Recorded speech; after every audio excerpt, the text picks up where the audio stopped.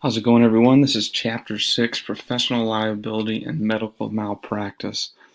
Pretty interesting chapter. We've talked a lot about some of these components, but we'll review it really quickly. I would imagine it'll take 10 minutes to go through this. Make sure you read your PowerPoint as we discussed, and I'm hoping by this point you're really digging into that APA project that you have coming up. I hope you're digging into that. I hope you're uncovering some interesting things because it'll be coming due shortly. But professional liability and medical malpractice is something that's really common. Of course, as you already know, if you work for a healthcare entity, you are associated with the practice that you entail. So whatever practice that you do on the job, you're responsible for. However, if you have an employer, they can also be responsible if you make a mistake. That is the term respondeat superior.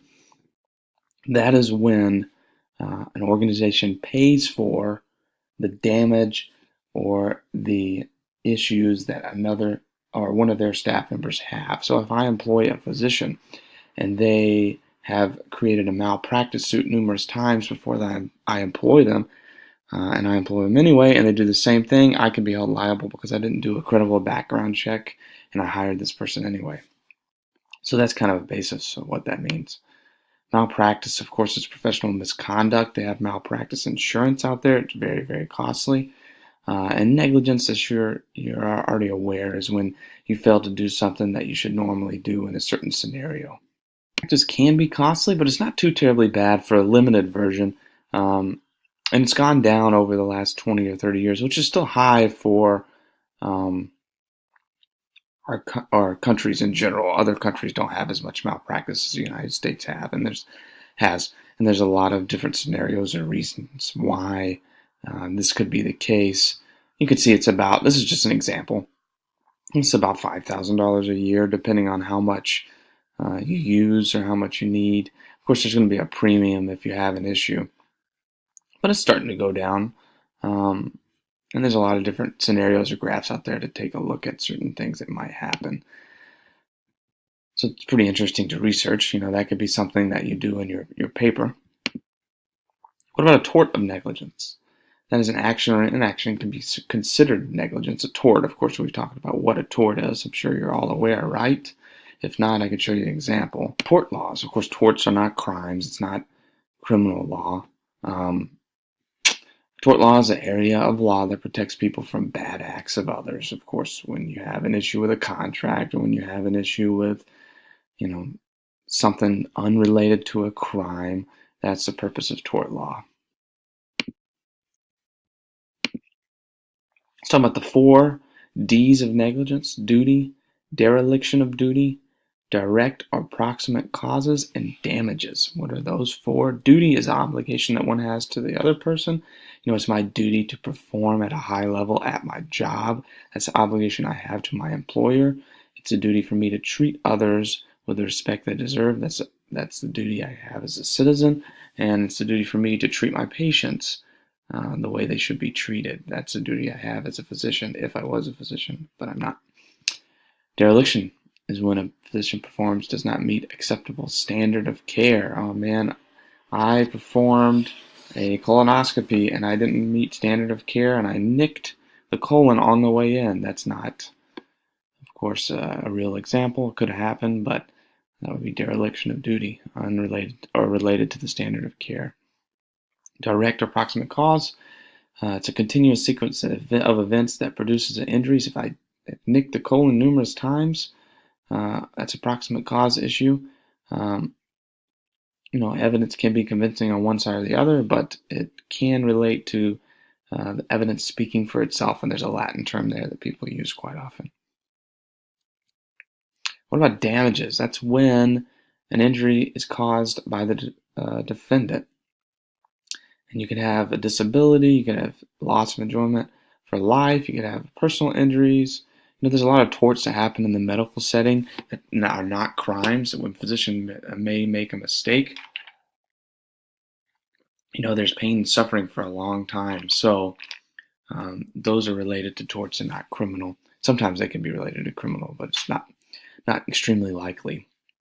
If there's no injury, there's usually no negligence. It's really, really, really hard to prove that.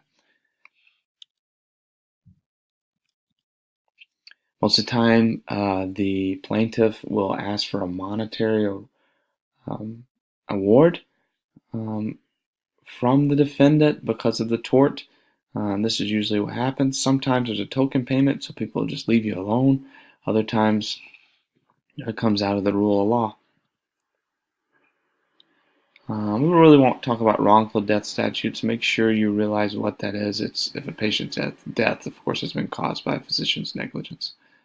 Fraud, I'm sure you're all aware, tax fraud is huge. Tax season just went by. It's when you conceal information for unfair or illegal gain. Tax is really the most common thing that people use for fraud. People lie about things all the time, and that's why we have this out here to protect average ordinary people who do the right thing. The OIG, the Office of Inspector General, really protects the everyone in relations to federal entities from doing wrong. They inspect issues.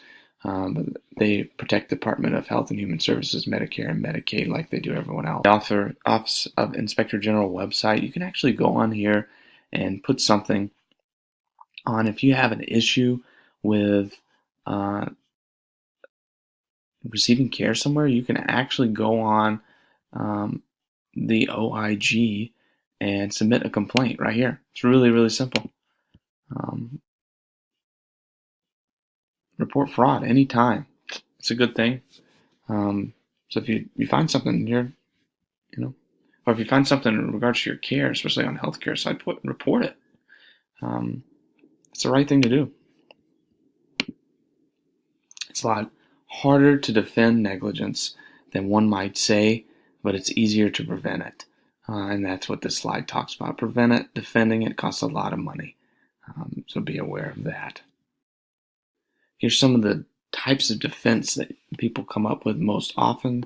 Denial defense, assumption of risk, contributory negligence, really hard to pronounce that for me, and then comparative negligence. And you can read over those definitions when you have a moment. Borrowed servant is a really interesting term about a type of defense. It's a special application for respondeat superior that we talked about earlier. It's when an employer lends an employee to someone else. The employer is not responsible for the negligence under that temp employer. So if I work for a hospital, Swedish, and they lend me to Evergreen to do some work, I'm not the responsibility of Swedish at that point. I would be the responsibility of Evergreen. That's the borrowed servant defense. Doesn't mean that Swedish wouldn't be liable. That's just an example. And that whole scenario, by the way, is an example. I don't work for Evergreen. But ignorance of facts is another type of defense that usually is not legitimate. So don't use that if you ever have to use the defense mechanism. And then, of course, the statute of limitations. It's a really interesting term. Look this up, statute of limitations. If you, let's say, for example, let me give you some examples of statutes of limitations for Washington. To clarify, this is criminal and not civil. So criminal, not civil. Of course, murder is none. You can be caught for murder at any time. So statute of limitations, say, for example, you have someone that has a gross misdemeanor.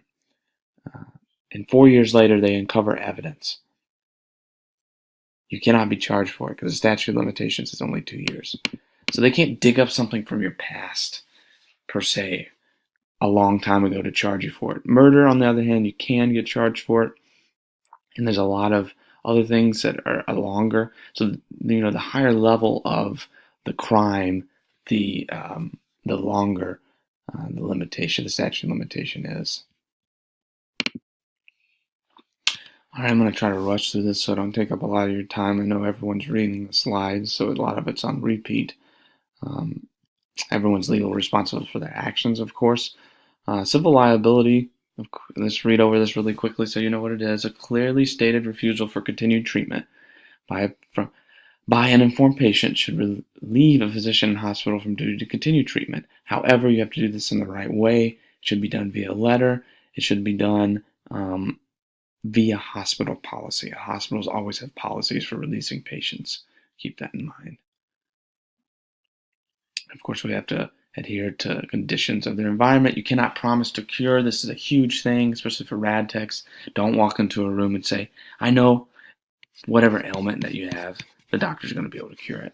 Don't ever say that. Don't ever promise to cure. Don't ever give the intention that things are going to be okay when they might not be. You have to keep that in perspective. You could be held liable for that because once you say it, you enter into a contract with a patient that they're going to be cured. It's kind of strange, but it's true. We won't talk about this too terribly much. Insurance, of course, we have liability and malpractice insurance. We've talked about that. Really, really interesting, really key to know. Arbitration is using a third party. This is a lot cheaper than when you go to court. If you have a civil issue, you can go to arbitration and discuss it outside of the court setting. And the really good thing about this is it usually ends up with a token payment, but it saves you a lot of money in the long run. And just wrapping up, general guidelines, safety. Of course, you need to follow all OSHA guidelines. That's common sense. But the biggest thing for me is documentation and communication. It really plays into the same thing. If you don't write it down, it didn't happen. So make sure you document everything that happens, especially on the healthcare side of things. Document in the medical record as you should. Document via email when you think things are at risk. Send it to your supervisor. Send it off to their supervisor, whoever it needs to be. But every time you see an issue that could be a potential for you to be in misconduct or you to be taken advantage of, document. Always document. And that's how we're going to wrap up this chapter. I really appreciate the hard work that you've been giving. Review questions have been doing pretty good. There are some improvements that need to happen, but we've talked about that with a couple of people. But overall, I appreciate all your effort. Continue to do your APA project, research it as best you can, and really dig into these chapters because they're really, really important for you to know. Pretty soon we'll have a test coming up. I know chapters 1 through 5 was earlier, but chapters 6 through 11, or modules 6 through 11 will be coming up as well, so keep that in mind. If you need anything, reach out. Always here and available, and I appreciate the time and dedication you've put in this course so far.